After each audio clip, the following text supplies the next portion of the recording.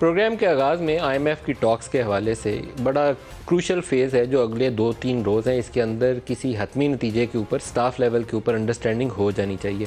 कोई आसान रास्ता नहीं आगे बढ़ने का, क्योंकि इसके लिए गैस की, बिजली की कीमतें बढ़ानी पड़ेंगी, कुछ नए टैक्सेस करने पड़ेंगे, फिजिकल एडजस्टमेंट्स हैं, बुनियादी तौर पर कुछ जगह पे अखराजात कम करने पड़ेंगे। जहाँ रेवेन्यू शॉर्टेजेस हैं उसके लिए आपको कमी कहीं और से या तो खर्चे कम करके पूरी करते हैं तो या रेवेन्यू मोबिलाइज करके पूरी करते हैं। तो दोनों ही इकदाम करने पड़ेंगे, क्योंकि गैप अभी तक दोनों की जो प्रोजेक्शन है आईएमएफ की और मिनिस्ट्री ऑफ फाइनेंस की, उसके अंदर गैप नज़र आता है। इसी तरीके से जो रिजर्व्स पूरे करने हैं उसमें प्रोजेक्शंस के अंदर एक्सपेक्टेड इनफ्लोज डालने पड़ेंगे कि सऊदी अरब क्या देगा, यूएई, कतर, चाइना, इनसे क्या मिलेगा, 30 जून को रिजर्व्स की पोजीशन क्या होगी। लेकिन ये स्टेज अभी है और इसी के ऊपर एग्रीमेंट हो जाना चाहिए। पाकिस्तान इस बेयकीनी का जिसका हम पिछले 2-3 महीनों से शिकार हैं और ज़्यादा मुतहम्मिल नहीं हो सकता। 276 को रुपया क्रॉस कर चुका है टू $1, और ये 189 पे जिस दिन नो कॉन्फिडेंस मोशन हो रही थी उस दिन रुपया था, तो 189 से हम तकरीबन 90 रुपये उसमें ऐड कर चुके हैं। कोई बहुत ही तकलीफ दह सूरत हाल कहनी चाहिए, क्योंकि जो महंगाई का दबाव बढ़ चुका है ये बढ़ता जाएगा जब तक हम इस बेयकीनी को ख़त्म नहीं करेंगे। और दूसरी कॉस्ट ये है कि जो एसेंशियल कमोडिटीज़ हैं उसकी शॉर्टेजेस शुरू हो जाती हैं। आप मेडिकल स्टोर्स पे, मैं बेशुमार दफ़ा हाईलाइट कर चुका हूँ कि मेडिकल स्टोर्स पे जाते हैं तो अद्वियात दस्तयाब नहीं है। क्यों दस्तयाब नहीं है? क्योंकि उनके जो बुनियादी रॉ मटेरियल्स की इंपोर्ट होनी है वो वक्त पे इंपोर्ट नहीं हो पाते।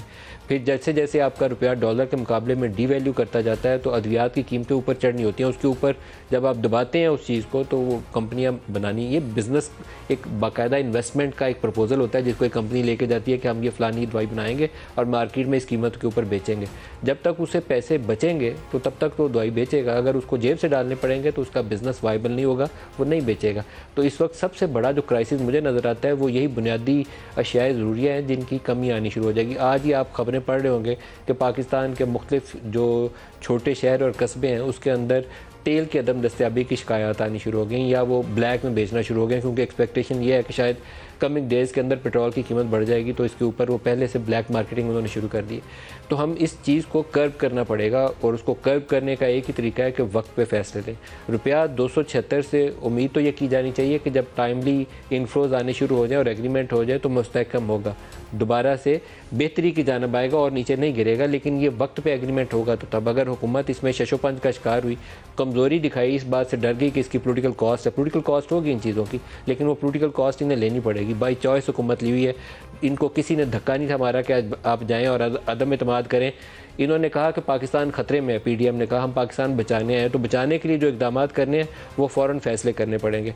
आज फ़ौरन मीडिया की इमरान खान से मुलाकात भी थी और वहाँ पे भी बहुत सी जो बातें हुई उसके अंदर ये इकॉनमी वाला सवाल भी आया, और उस इकॉनमी वाले सवाल के अंदर भी उन्होंने कहा कि अगर इक़्तिसादी सूरत हाल इतनी ख़राब थी तो इन्होंने क्यों हुकूमत ली, रहने देते मुझे।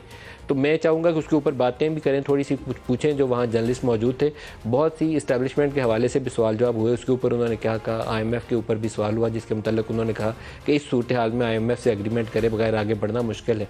ये बात दुरुस्त है, क्योंकि आईएमएफ ही एक रास्ता है, बाकी सब ने हमारे हाथ पांव बांध दिए हैं कि आईएमएफ से एग्रीमेंट करेंगे तो हम आपकी मदद करेंगे, नहीं तो नहीं करेंगे।